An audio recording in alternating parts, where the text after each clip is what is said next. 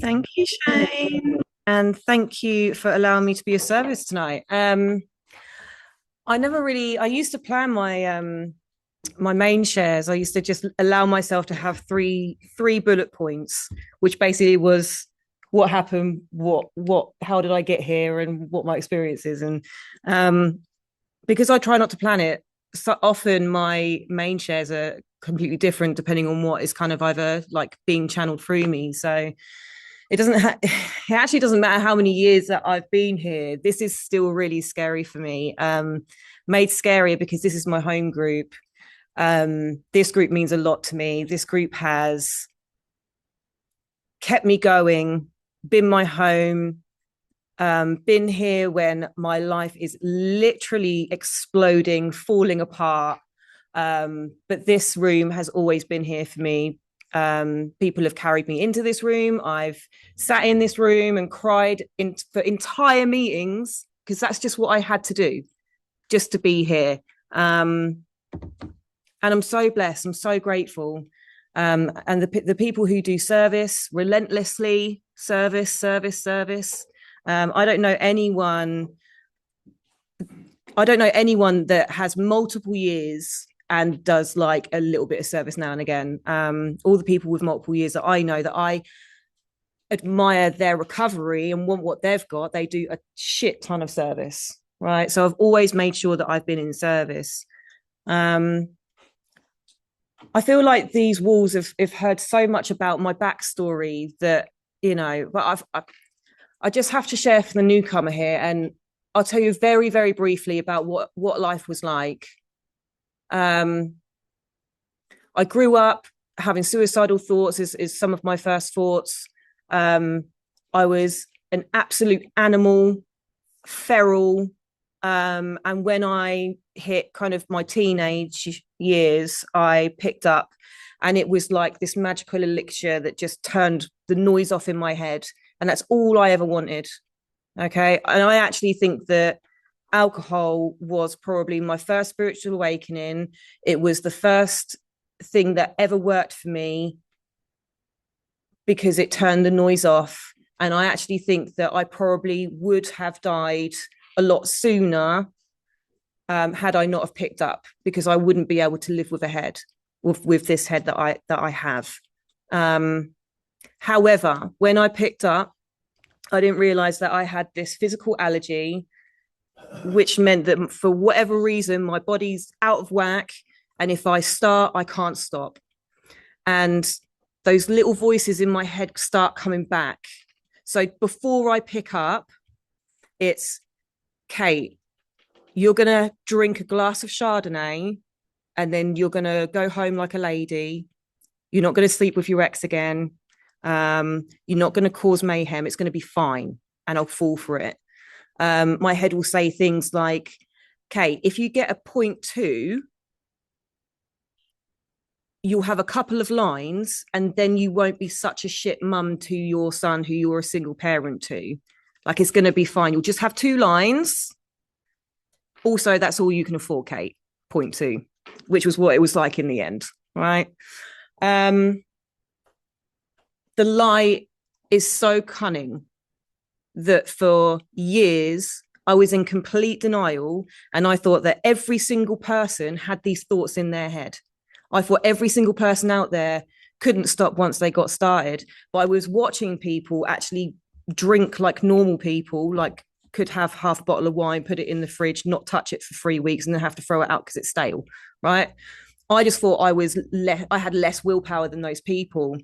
So I spent years and years trying my hardest to convince myself that I was normal like everyone else. That I drank normally, that I used normally. But I also surrounded myself, especially with the drugs, I would surround myself with people who used like me, right? So it would enable my behavior. So by 17, I was on class A's. First time that I ever had the thought, shit, I can't stop, but I want to stop, but I can't stop. I don't see any way out. And somebody put a glass of wine in my hand, just said, Kate, just drink. You'll be fine with just drink. Just don't do the other stuff. Just drink. Oh, cool. Okay. I can just drink then. That's a green. I can, I was off and running with that. 6 months later, I was pregnant. At 18, I gave birth. I thought he would fix me. It fucking did not work. Much to my horror, when I had him in my arms and I realized that I still wanted to drink and I still wanted to take drugs. But now, whenever I did so, I had the guilt, shame, remorse. I couldn't drink and use when I wanted, how I wanted, and everything was hidden. And as long as I looked like I was a normal human being to the outside world, I'd be all right. I thought that that was okay. By 19, I've been groomed into county lines. A lot of gang stuff went on. And I ended up homeless. I remember being in this well, I was a posh homeless person. I had a squat. So I was in this squat house with a mattress on the floor, my stuff in black bin liners piled up. And I thought this was rock bottom. So if I get rid of the boyfriend who groomed me into the county lines, and I'll get rid of him. So I got rid of him. Oh, it's the place that I'm in. So I got myself a house further away. Oh, that place that I've now done too many drugs there. I'm going to move somewhere else, and that's going to fix me. Oh, I'm going to go back to university because I actually got some quite good grades because I was very high functioning back in the day. I'm going to go to university because there's no drugs or drink there. Right? That was my delusion. I'll become a teacher because teachers don't drink or use. But before that, I'll become a prostitute because I still need to fund my habit. You know, there was never a linear, there was never something neutral. I never had, it was always up, down, up, down, up, down, move here, you know, get rid of them, hang around these people, move to Kent. You know, it was just absolutely wild. And the last time that I drank, I hadn't lost anything, but I was on the brink of it. I asked a woman who had just introduced herself as somebody, I was a teacher by that point. Her daughter went to my school and I taught her English, and she was a social worker. And the next thing that came out of my mouth was, can you find me any Coke? Do you know anyone who has Coke? Right? I just had the complete mental blank spot. I didn't know what the fuck I was doing. And I found it, and she graciously declined. We went back to my mate's house. We finally found some, whatever the powder was. It was not, but anyway, doesn't matter. And I just remember something inside me just breaking. And I thought, number one, I knew that this was the last ever line that I was going to do. And number two, I was either going to go back to those freaks in these meetings who are actually sober and they look kind of happy, or I'm going to go kill myself, because those were my two options in the end. You know, I'd done absolutely everything that I could not to be here. Luckily, I chose coming back into the rooms. I tried getting back into the rooms, but it put me off. I did everything wrong. I got a male sponsor. I wasn't sober. I was doing drugs on the weekend, but I was sober, and because it was a different fellowship, it was just absolute madness. But I knew where to come when I needed the help. Okay, so never underestimate the seed that gets planted here. If somebody comes in for a couple of weeks and we don't see them, obviously try and find if that person's all right, but hopefully a seed has been planted. That's why every single meeting, it's really, really important to actually try and convey this miracle that's happened to a lot of us in this room, people who are recovered, right? And how we get recovered. That's the thing. I used to stand up in meetings the first time I came into recovery, and I actually screamed at the meeting, would someone just fucking tell me what to do? Because it's like they were pussyfooting around it, right? So anyway, I knew where to go. I knew that I needed to make the first woman that I saw my sponsor, and I did. It was still a different fellowship because I still think I didn't have a drug problem, even though counting, anyway, delusion. And she said to me, Kate, you didn't become an alcoholic overnight, so we're not going to do the steps overnight. And I kind of looked at her and I thought, I don't think you fully understand how desperate I am, but I'm willing to do anything that woman is telling me. I will do anything. If that woman told me to go kick an old lady in the tits because it would make me 1 hour sober, I would have fucking done it. right? That's how desperate I was. Also, don't confuse this is passion, not aggression, right?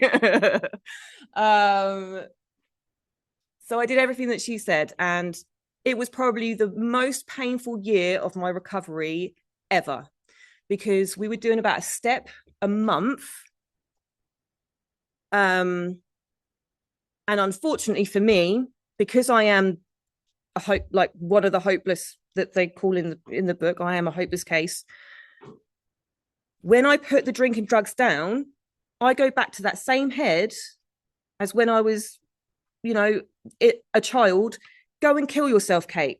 Go and text your ex. That's a really good idea. Why don't you do that? I have a roaring head when I put the drink and drugs down. Okay, it doesn't fucking stop. The reason why I drank and used was to stop it, right? So I had this raging head for about a year. We got through the steps. And because things were suggested to me, I didn't really do it. I've been through the steps. I thought I was done. I thought that because I've had this spiritual awakening, I've been through the 12 steps now, I must be the holiest that I've ever been. And I don't need to do a step 10 spot check, right? I didn't even know what one was when I came into CA. And this really annoying guy who I'd met through this other fellowship had gone over to CA, and he seemed fucking jubilant, right? And I was like, I was not used to that. I was like, I'm used to meetings like, my cat died. I just got to sit on my hands and pray that I make it, so put my head on a sober pillow today. But he was like a light. He was like on fire. And one day he caught me at a really weak moment. And he went, just come to this meeting, Kate. And I was like, for fuck's sake, all right. And by that time it was COVID. I had nothing else to do. I was just eating chocolate, binge watching Tiger King and whatever. And I went to this meeting, and this woman, oh my God. And her name was Leslie Strange. She's an international circuit speaker. And she told my story. And I suddenly realized, number one, that I was working a step backwards, that I wasn't doing what I should be doing. I wasn't doing what was suggested. And I was definitely not being honest. I wasn't being honest with myself, my sponsor, God, anything. And that I probably needed to have a new experience. So shortly after that, something told me, a woman came onto this meeting to main share for us, and something just literally pushed me into the computer like, it's her. And I asked her to be my sponsor. I thanked my first sponsor very much. I actually thought that I would die with that sponsor. She was amazing, and she still is, and I still talk to her, and it's, I pray every day, and I'm so grateful for that first year, because that was hard. That must have been awful to watch somebody go through what I went through. Anyway, and we went through the steps, and the second time I went through the steps, it was quick. But it was the first time that somebody didn't co-sign my bullshit. In my first step 4, when I'm writing all these, it took 10 hours to read out my first 4 step, and I don't read slow, right? So there was a lot. And right afterwards, my first sponsor turned around, she said, oh, Kate, I just want you to know that's not a normal story. You've been through a lot. And it literally gave me the green light to be a victim. It's like the 10 hours that we just spent going through all these resentments, all these fears, all these harms that I'd done. I could just wipe it all off, because they're the fucking problem. So I was still remaining in this problem. I was obviously the problem. And I went through my second 4 step, and I read through all this stuff, and I was waiting for that. Oh yeah. Oh, but she went, yeah, okay, next. And I'm like, bitch, what? What do you mean? And she never allowed me for a second to stay in victim mode. And thank God she didn't. Victims fucking die here. Like, we have to go, and we have to do the work enough, so much that we not only forgive the people we thought were unforgivable, but also forgive ourselves. Because we can't forgive them, then, like, why would God forgive me? Do you know what I mean? It's like a paradox. You've got to forgive others before you are forgiven. Does that make sense? I went and did my amends. And anyway, I went like full throttle. Once I've been through the 12 affair, CA, I was in every meeting, I was picking up service everywhere, but I was still a teacher. I was still a single mum. I was still, I had 8 sponsees all in the work at different parts of the book. They called me every single day from 5 till 7, every 15 minutes. Right. And one day one girl said, "No, I'm not doing that, Kate." I was like, "You fucking what?" And I exploded at this poor girl.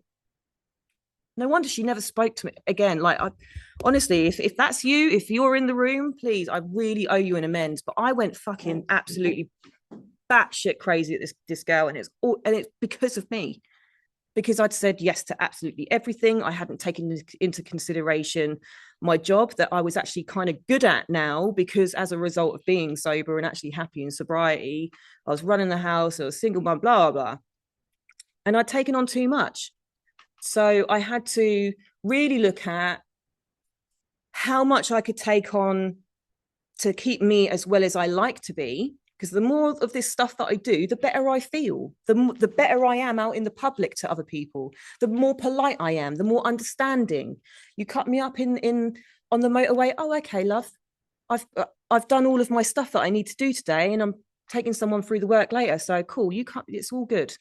If I don't do that stuff, I'm a fucking psychopath.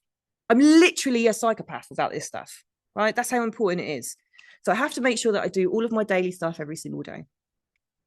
So on this went, and unfortunately for me, my ego got built up, and then something would happen in recovery and it break back down, and I'd humble myself and I'd be more honest with myself, and I'd do more step work, and I'd do more step 10s, and then my ego would build up again, and then it would smack it back down again. And we call it like the whack-a-mole, right? That's why we have whack-a-mole moments for me. And it's to humble me. I don't like making mistakes. Making mistakes makes me want to tear my fucking eyes out, right? Because I hate saying sorry. I hate making amends, right? I don't like doing it. So this striving for perfection within my recovery became a real obsession, and it built my ego back up, and there had to be things that brought me back down, like my higher power that I'd found as a result of doing these steps has to put things to keep me right-sized, right? And I have to look out for signs that that's working. And the reason why I need a higher power in all of this is because if my son, who I love, would set this fucking planet on fire for, I would literally I could first degree murder I'd do for that boy, but he could not keep me sober. Not once did he go, "Mummy, please don't drink." And then I didn't drink.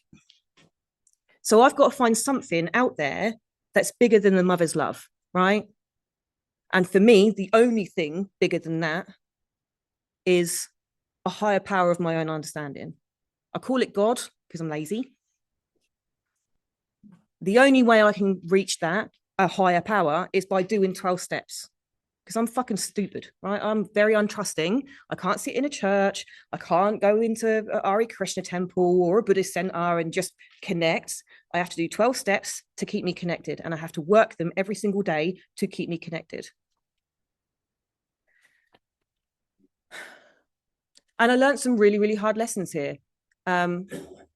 Being humbled in these rooms, having to go to, saying sorry for some of my behavior, especially in those early years, because I was a classic oversharer. I would share really grisly, disgusting details that could have triggered any person in the room. And I was just saying it as if it was absolutely nothing. And the most courageous women would come up to me and say, "Kate, you just need to, shut up." Shut up. Think about what you're actually saying before you're saying it, because it's not appropriate in here. That's therapy stuff, right? I got into a relationship in the rooms. Everyone told us not to. Everyone told us it was, don't do the same meetings and put all these things in place. I'll be fine. I'm recovered now. And it turned out that it made me so chronically codependent in this relationship that I was about to relapse, right? Because all I could think about was him. So I eventually had to break my own heart for my own recovery. I had to save my ass before I saved my face, right? And then it took a year to get over this bastard, right? A year of spot checks every day, doing the most psychopathic things and having to block on Instagrams because I couldn't stop but fucking look at photos and psychoanalyzing. You know, it made me really, really ill. But it taught me so much in that year. Number one, Kate, for me, this room is for recovery. It's not for love, right? It's not for lust. So that was my first kind of boundary. I learned that no matter what, no matter how hard it got, I could get through really uncomfortable situations and still go to the same home group, right? Because what I see, there's a bit of a pattern at the moment where someone falls out of someone and then they both leave their home group and then everyone has to fill in for their service and everyone, you know, guys, like if your home group is your home group, you sort it out. You have to learn to be. I had to learn to sit in uncomfortable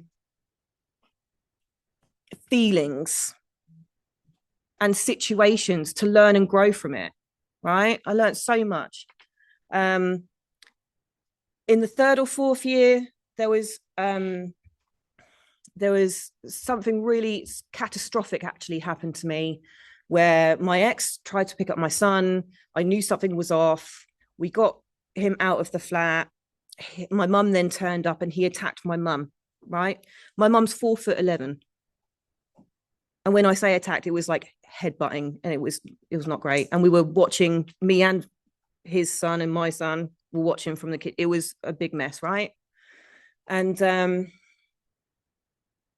I was lucky that every single day that I had that was good in recovery, that I had been training. I'd been doing my stuff, my routines, my prayers, meditation. I'd be taking people through the work. I've been practicing for these really hard events that were coming up, right? So as the police left, making sure that my mum was all right. When the police left, I got on my knees and I prayed for him through gritted teeth. It was the hardest prayer that I have ever had to do. This man has just attacked my mum, everything that goes with that. And I had to pray for him. And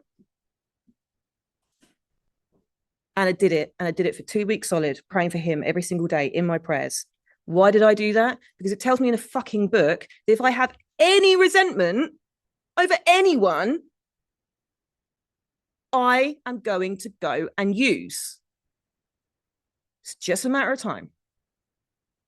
So I had to do absolutely everything in my very finite power to try and get over that resentment. And weirdly, it happened really quick. What didn't happen quick was trying to forgive myself for when I was 17 years old, choosing to have a baby with this absolute lunatic, right? So sometimes quickly, sometimes slowly with the inventory, just keep doing it over and over and over and over obsessively, right? And I eventually get there because I eventually do learn from my mistakes. In fact, I only learn from my mistakes. I don't usually learn from anyone going, oh, please don't turn left, Kate. And I'll be like, oh, okay, thank you. I don't fucking learn, right? I have to turn left to find out. A year after that, well, during that year, I built myself back up again. I was doing service conventions and then that event happened. I was doing London convention service. I was meant to be doing the raffle and auction and stuff like that. I realized that I actually, because I had to then pay for a loan per month that was twice my rent for the family courts, I could no longer do that service. That's probably the only service I think that I've walked away from. Correct me if I'm wrong, powers that be. Because sometimes that's what I had to do. Like to get through those really icky parts in my recovery, I had to do things like that. A year later, my best mate died. My best mate in the whole wide world that knew more about me than my parents, very overnight died. And it took the people in this room to carry me in. They had to carry me in. and all I could do was cry. And for 18 months, I cried every single day because I could feel that grief. It was number one, the first grief that I'd ever felt. Number two, I could feel the grief because I wasn't drinking and using for the first time. So I let myself cry for that amount of time. Obviously, I did all my inventories. I was still taking people for work and all that stuff. This stuff works, but only if you work it. A year, well, 18 months later, I met the love of my life. I moved to a bigger house. I got really chronically ill, but I've left a job of 10 years that I was miserable in.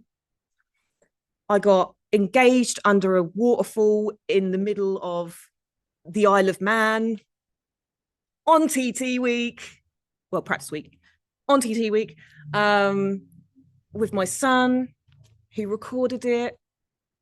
And now I'm planning a wedding. I've been on holidays. I've done magical stuff in this program. I've been over Britain doing service, campvention, singing at campvention years ago. I still remember it being on stage and everyone was like, ah, and I'm like, oh, I couldn't breathe because it was too dusty. Because it was that one year that actually did fucking sunshine, but they had a sunny year this year, but I digress. I've done some magical things and I love all that stuff. But I think the message is that you can get through anything that happens in your life as long as you do this stuff, how it's meant to be done, how it says in the book, not how it says that so Tom, Dick, and Harry does this now, and now I'm going to go off and do this. Just keep it simple. That's all I've done. I haven't done anything crazy. I've literally just done this every day. So I think I'm pretty much past time. So I just wanted to say a little bit about forgiveness. It took me 3.5 years to forgive myself for being the shittest mum in the world. Through relentless inventory, through relentless talking to mums in recovery, listening, praying.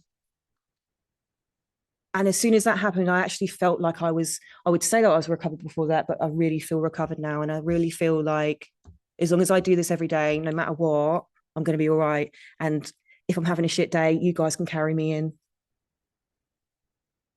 And I'm so grateful for that. And I'll leave it there. Thank you.